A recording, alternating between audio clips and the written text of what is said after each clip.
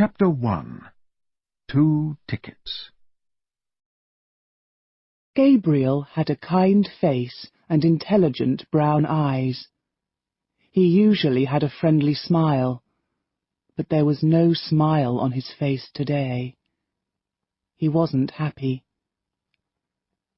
"I'd like to be as rich as Marco," he thought, "but I'm only good old Gabriel. Silvia likes me. I know she does. She thinks I'm kind and nice, but she thinks I'm boring too. Boring old Gabriel, that's me." Gabriel had 2 tickets for a film. There was a red rose on the table in his sitting room. He took the rose and the tickets and went out. An hour later, Gabriel arrived at the door of Silvia's flat. When she opened the door, she didn't smile at him. "Oh, hello," she said. "What, Don't you remember, Silvia?" said Gabriel. "It's Sunday evening. We're going to the cinema. I've got the tickets. It's that great new film. You said—" "What do you mean?" said Silvia. "I can't go out with you this evening. I'm busy. I don't remember." "But I called you on Thursday," Gabriel said. "You wanted to come." Silvia pushed her beautiful dark hair out of her eyes. She didn't look at Gabriel. "Oh dear," she said. "That was stupid of me. I'm really sorry. Please don't be angry, Gabriel. Come back tomorrow. We'll go to the film tomorrow." She began to shut the door. "Silvia," Gabriel said angrily, "you're going out with Marco. I know you are. I want to tell you something about Marco. He's rich, but he's a bad man. You're being stupid, Silvia." He stopped. Silvia wasn't there. "I'm talking to the door," he thought angrily. He looked at the rose in his hand. Then he threw it onto the ground. Behind him, he heard a quiet laugh. He turned. There was a man on the stairs. His clothes were expensive, and there were 20 red roses in his hand. It was Marco. "Oh dear, Gabriel," Marco laughed. "Is she busy tonight? Doesn't she want to go out with you? I'll try now. Perhaps she'll go out with me." Gabriel didn't answer. He walked quickly away and went down to the street. It was a hot Sunday evening. There was no wind. A lot of people were in the street. They sat in the parks and drank in the cafes. Young men and women talked and laughed. Gabriel didn't want to look at them. He felt too unhappy. He took out the 2 tickets. "I paid for them," he thought, "and it's a wonderful film. I'll go without her. I'm not going to think about Silvia Delgado. I'll go and see the film, and I'll enjoy it." The Plaza Cinema was a big, old building in the center of town. The doors weren't open, so there were a lot of people outside. Gabriel waited with them. When the doors opened, people went quickly inside to the ticket office. But Gabriel had his ticket, so he waited outside. It was 8:27 p.m., and at that minute the earthquake happened. Chapter 2. A Table for Two. Marco stood at the door of Silvia's flat and watched Gabriel leaving. He looked carefully at his clothes and his shoes. Why didn't Silvia open the door? She was in there. Then, suddenly, it opened. "Silvia, dear," Marco said, "you look wonderful." He stopped. Silvia didn't look wonderful. Her face was red, and she looked unhappy. Gabriel said something to her, Marco thought. What was it? That young man doesn't like me, and I don't like him. He followed Silvia into the sitting room. "I'm nearly ready," she said. "Have a drink. I'll come in a minute." Marco knew the Delgados' sitting room well. He went to the table and got a drink. Then he sat down in an expensive armchair. He liked the flat. There were beautiful pictures on the walls, and everything in the room looked very expensive. Silvia lived with her mother. Her father was dead. Before he died, Mr. Delgado had a good job. He had cars and friends and a lot of money.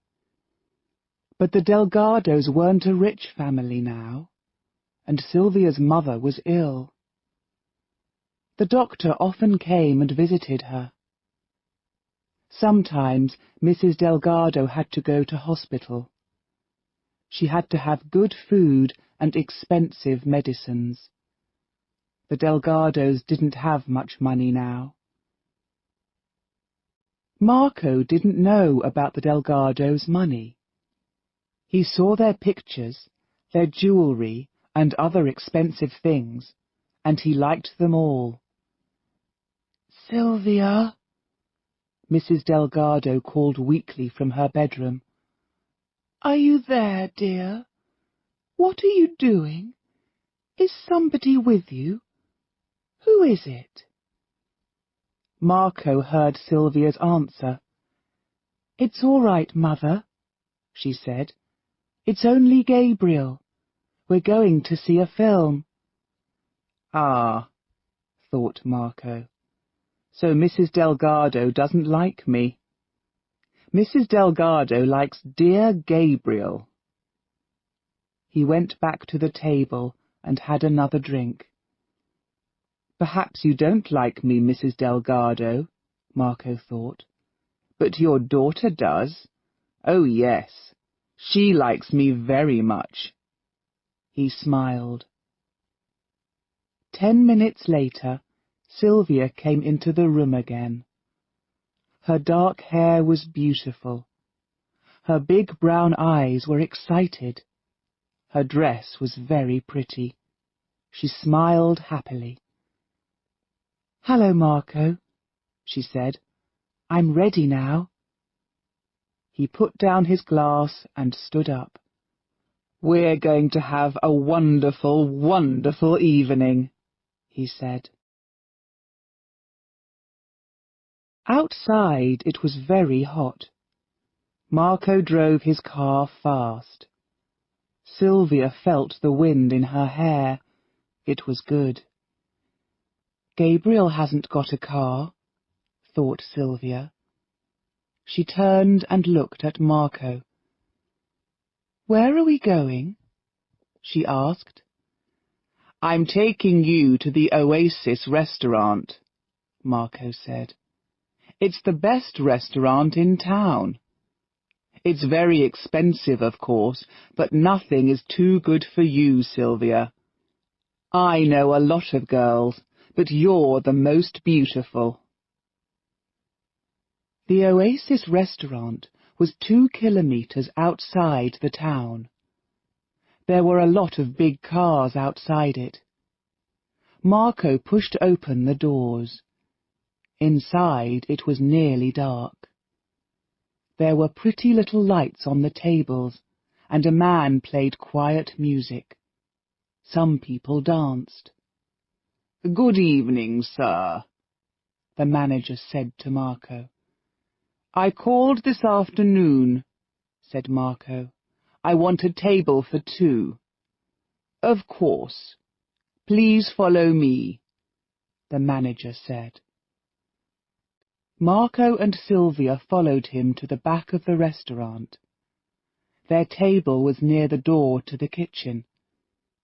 Waiters went in and out with food and drink. Marco looked at the manager angrily. "I don't want this table," he said. "We're going to dance later. We want to be near the dancing. I have to have a better table." "I'm sorry, sir," said the manager. "I can't do that.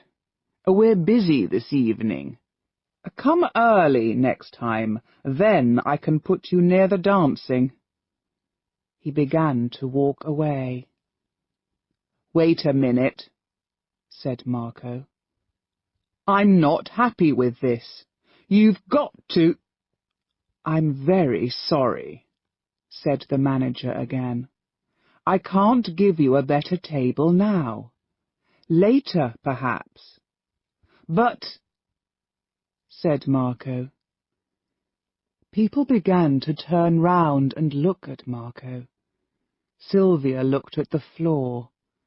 Marco always did this. He always wanted the best place in the restaurant, in the theatre, or at the football game. Silvia put her hand on Marco's arm. "This table's okay," she said. "I don't want to change.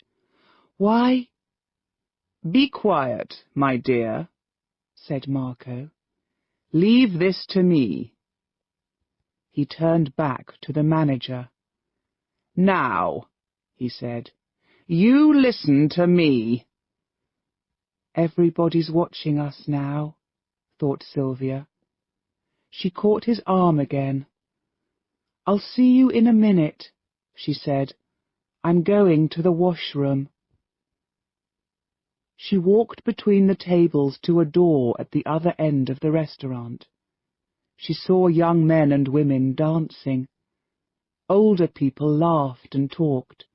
They all looked happy. The washroom was outside the restaurant in a small garden. Silvia opened the door and walked into the garden. It was 8:27 p.m., and at that minute the earthquake happened. Silvia's story. The ground moved under Silvia's feet. "Help! What is it? What's happening?" she thought. There was a terrible noise, and she looked up into the sky. Perhaps the noise and the shaking came from a plane. Suddenly, the lights went out, and it was nearly dark. Then people started to scream. Silvia didn't move. She couldn't move. "It's an earthquake," she thought. "Oh, no! Please, no!" The ground moved again. A long crack started to run up from the bottom of the wall in front of her to the top. Then the wall opened, and Silvia could see the people inside the restaurant. They tried to run. Their screams were terrible. She could see hands pushing and pulling. She could see their faces and their eyes. They were terribly afraid. Then the wall fell, and the roof came down. Silvia couldn't see the faces and hands now. The Oasis restaurant wasn't there. It was only rubble. Silvia couldn't move. She couldn't scream. Marco's in there, she thought. Marco, and the manager, and those people, they... Oh, I can't. I don't... There was another loud noise behind her. Silvia turned. Another building fell, and another, and another. Suddenly, she remembered her mother. Silvia tried to get out of the garden into the street, but it wasn't easy. She had to climb over a broken wall. She couldn't climb in her evening shoes. She took them off and carried them in her hand. She got up to the top of the wall and fell down into the street. Her pretty dress was dirty now, and she had cuts on her feet. There were people everywhere. They ran up and down the street and screamed. Some people tried to pull the rubble away from a building. "Come and help," one of them said to Silvia. "My little boy's under there. Help me, please." "I'm sorry," said Silvia. "I have to find my mother." There were cars everywhere, too.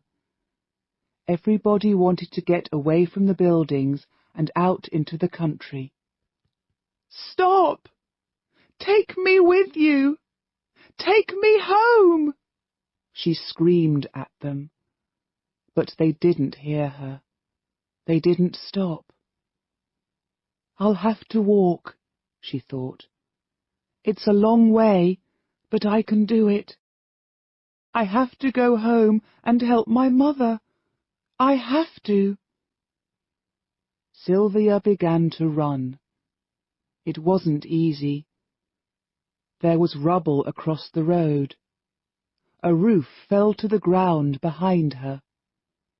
A wall suddenly fell in front of her. She climbed over it and started to run again. It wasn't dark now. The sky was red and black, with fires and thick black smoke. Silvia had only one idea in her head. There was nobody with her mother.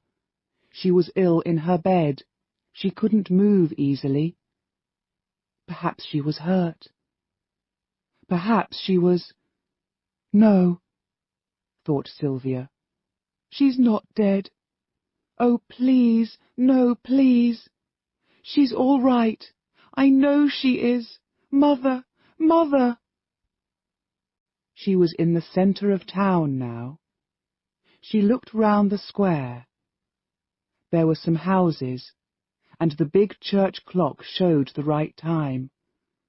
But the hotel next to it was only a ruin. The plaza was in the same square. For the first time, Silvia stopped and watched. Firemen and policemen carried people out of the cinema. "What happened?" she asked a girl. "The roof fell," the girl said. "Hundreds of people are dead." Perhaps Gabriel didn't go, thought Silvia.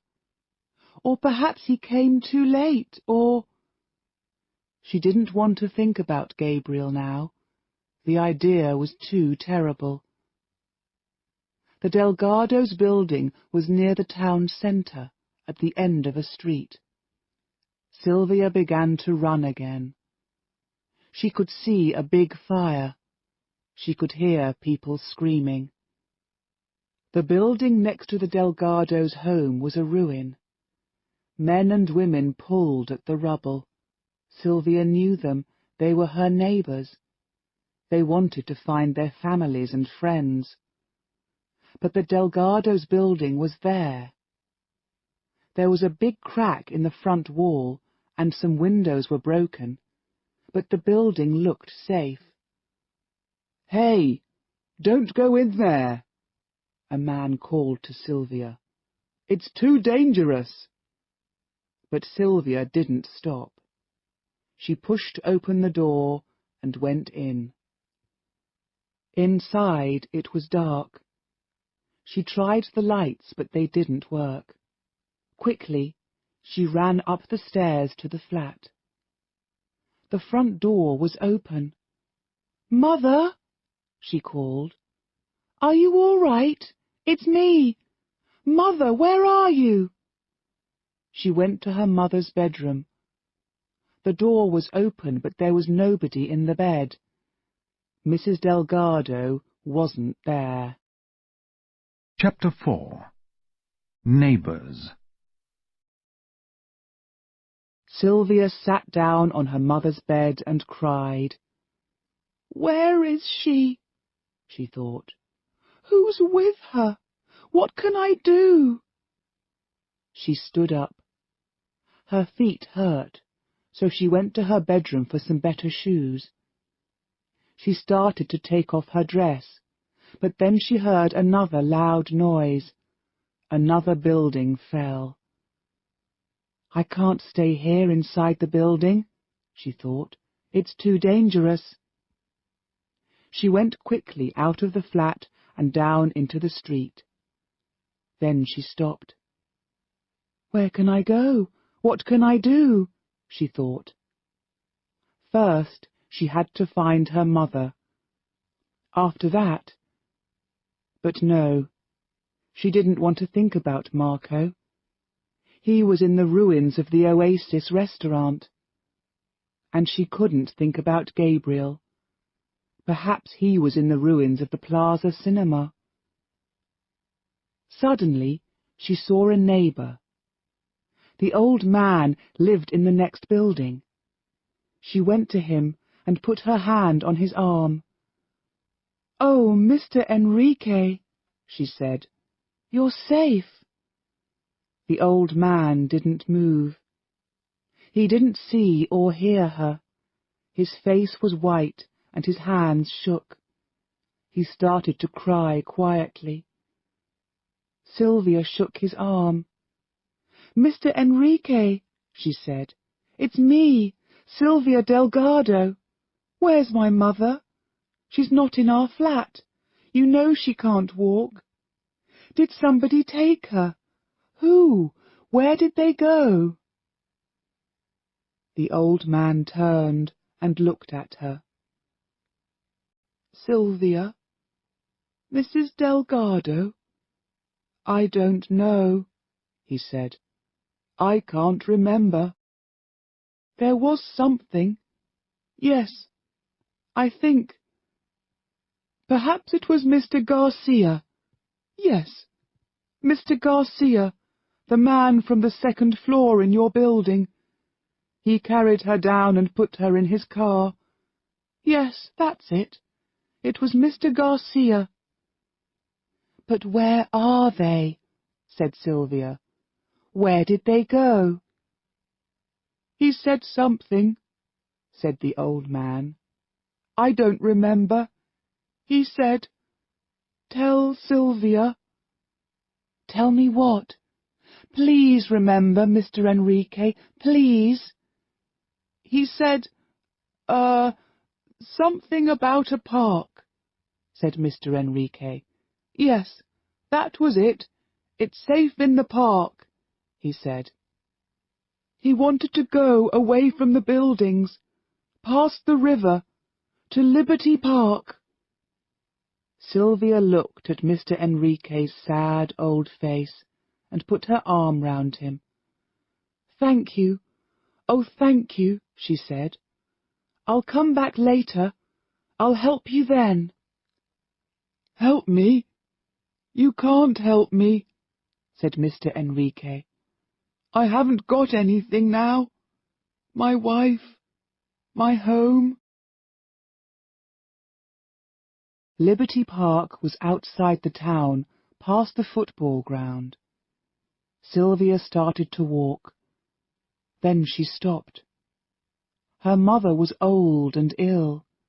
She had to take her medicines. and they were on the table next to her mother's bed. It was dangerous, but Silvia didn't think about it. She ran back into the flat. She found a big bag and put into it some warm clothes and her mother's medicine bottles. Then she ran outside again and shut the door behind her. It was a long way to Liberty Park. Silvia started walking. Chapter 5. Gabriel's Story. At the time of the earthquake, Gabriel was outside the plaza. A lot of people wanted to buy their tickets, and they went inside. But he had his ticket. He was safe because he waited outside. Gabriel heard the first sounds of the earthquake, but he didn't see the buildings when they fell. He didn't hear the screams. Some rubble hit him on the head, and he fell to the ground. After a long time, he heard somebody. It was a woman.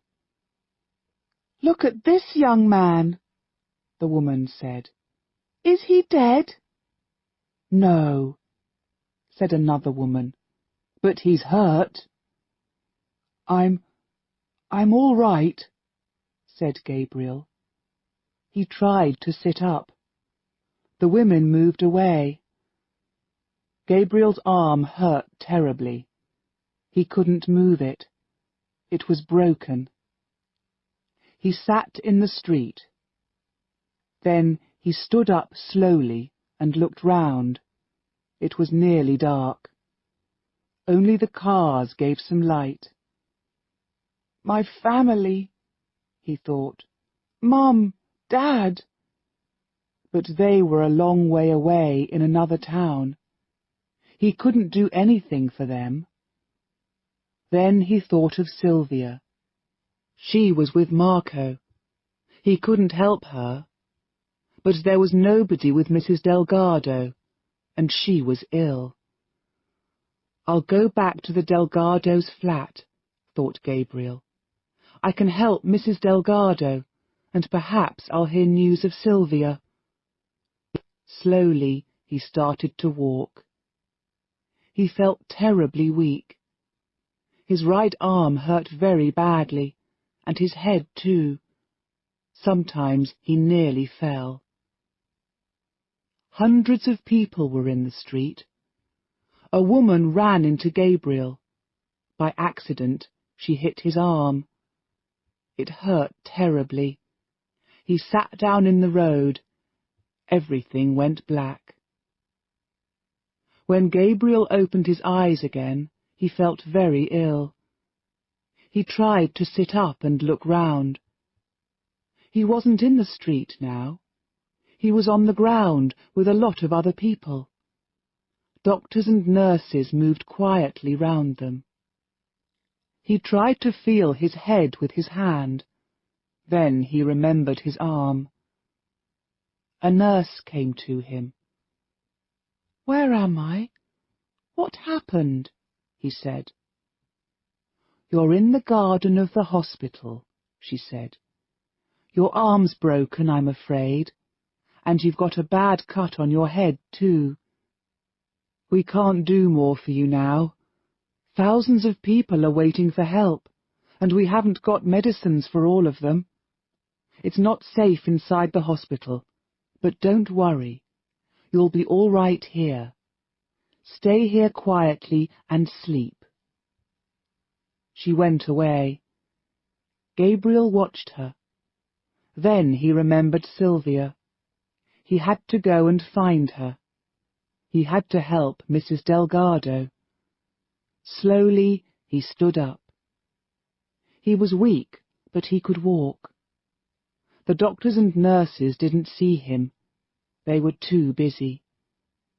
Gabriel left the hospital and started to walk back into town. Chapter 6. Liberty Park. Silvia didn't like walking. She usually caught a bus or took a taxi. She was tired and her back hurt. But she didn't think about her back, or about the cuts on her feet. She was with a lot of other people. They all had the same idea. They wanted to leave the town and go into the country, away from the dangerous high buildings. A friendly woman talked to Silvia. "Isn't anybody with you, dear?" she said. "Where's your family?" "There's only my mother," said Silvia. "I think she's at Liberty Park. I'm going to look for her." "Don't worry, you'll find her," the woman said kindly. Silvia felt better. "Did you see the Grand Hotel?" said a man. "It's a ruin. Hundreds of people were inside it." "It's terrible, terrible," his wife said. "I saw a baby." She stopped. "And the shopping centre," another woman said. "The shoe shop is all right, but the supermarket is a ruin." "The centre's bad," said a man. "But it's worse east of here. I was out there when the earthquake happened." "Near the station?" the kind woman asked. "No, near the Oasis restaurant," the man said. Silvia started to listen more carefully. "The Oasis is a lovely place," somebody said. "Is it all right?" "No," the man said. "It's a ruin. A lot of people are dead. But the manager was all right. He was at the back of the restaurant.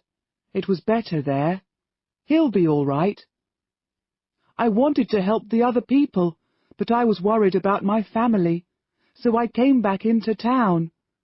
We're all safe, but our home—" He stopped talking.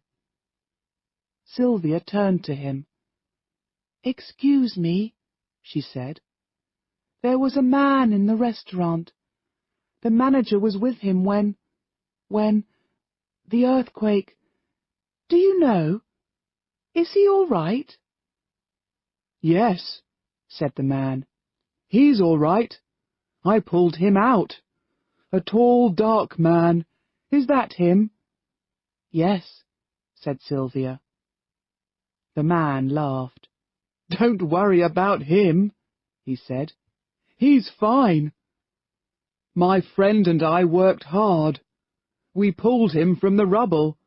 But did he say thank you? No, he didn't. He was only worried about his car. He didn't help the other people under the rubble. He only had small cuts on his face and hands, but he wanted to see a doctor. Other people were dead, or nearly dead, but he wasn't interested in them. I'm sorry. Is he your friend? But really—" Silvia didn't answer him. She wanted to think. Marco wasn't dead. She was very happy about that, of course. But she understood now. She was stupid. A stupid, stupid girl. She didn't love Marco. She didn't like him. She loved Gabriel, and now, perhaps, it was too late. At midnight, there was another small earthquake. The people in the road screamed. They wanted to run, but where could they go? Behind them, in the town, more buildings fell. "Oh no," thought Silvia. "When will this end?" At 12:30 a.m., Silvia arrived at Liberty Park. She looked round. There were thousands of people on the ground. Other people stood and talked. She couldn't see very well in the thick smoke. "I'll never find Mother here," thought Silvia. She began to walk up and down the park. "Mother!" she called. "Mother, it's me! Silvia! Where are you?" After an hour she was very tired. "I have to sit down," she thought. "I'll start again in the morning, but now I'm going to sleep somewhere." Then, suddenly, she heard her name. She turned round. "Mr. Garcia," she said. "Where's Mother?" "She's here," said Mr. Garcia, "and she's all right, but she's very worried about you. My wife's with her now. How did you find us?" "It's a long story," said Silvia. "I'll tell you later, but now—" "I know," said Mr. Garcia. "You want your mother. Come with me." Mrs. Delgado was on the ground with Mr. Garcia's jacket under her head. Her eyes were open, but her face was white. "Silvia, my dear, you're safe," she said, and took Silvia's hand. "I'm happy now. I'm very happy." Silvia took her mother's medicines out of the bag and gave her some. Mrs. Delgado smiled. "Thank you, dear," she said. Silvia sat and watched her. Mrs. Delgado shut her eyes and slept. Chapter 7. Thieves. It was early in the morning when Gabriel arrived at the Delgados' flat. His arm hurt badly, and he was terribly thirsty. The street was quieter now. Most people were out in the country, or in the parks outside the town. But there were 4 or 5 men at work in the ruins of the building next door. They pulled the rubble away. Gabriel watched them for a minute. Suddenly, they stopped working and listened. "I can hear something," one man said. "Here! I think it's a child. Quick, come and help." Gabriel went to them. "I can help," he said. One of them looked up and smiled at him. "Don't be stupid," he said. "You've got to have 2 hands for this job. Go and sit down." Slowly, Gabriel went up the stairs to the Delgados' flat. The building was dangerous, but he didn't think about that. He could hear the cries of the child. He felt terrible. Then he felt something on the floor under his foot. He looked down. It was his red rose. It was there, in the same place, by the front door. A rose from another world, another life. The door of the flat was open. Gabriel called, "Mrs. Delgado? Silvia, are you there?" There was no answer, but suddenly 2 men ran out of the sitting room. The first man went down the stairs before Gabriel could stop him. Then the other man ran past. Gabriel put out his foot, and the man fell over it. A box fell to the ground. The man didn't stop. He jumped up and ran away. Gabriel opened the box. There was jewellery inside it. Mrs. Delgado's jewellery, he thought. So, the thieves are busy now. He took the jewellery box into the flat. He looked round. The pictures were on the walls. Silvia's camera was on the table. Good, he thought. The thieves didn't have much time. They only took the jewellery, and I've got it now. Then, near one of the armchairs, he saw Silvia's dirty evening shoes. He thought for a minute. For the first time for hours, he smiled. She wore those shoes last night, he thought. So she came back here after the earthquake. She isn't dead. She came home and took her mother to a safe place. Oh, Silvia, Silvia, you're all right. Gabriel forgot his broken arm and the cut on his head. He was suddenly happy. I'll look for them, he thought. They're out in the country. I know they are. I'll find them. He stopped. That's stupid, he thought. I'll never find them. And I can't leave. There'll be other thieves later. I'll stay here and look after the flat. He went into the kitchen. There was no water, of course, but there was some milk. Gabriel had a long, long drink, and then felt better. His head and his arm hurt, but his legs felt stronger. And now he could think. It's not safe inside, he thought. I'll stay in the street. Perhaps I can help the other men and watch the building too.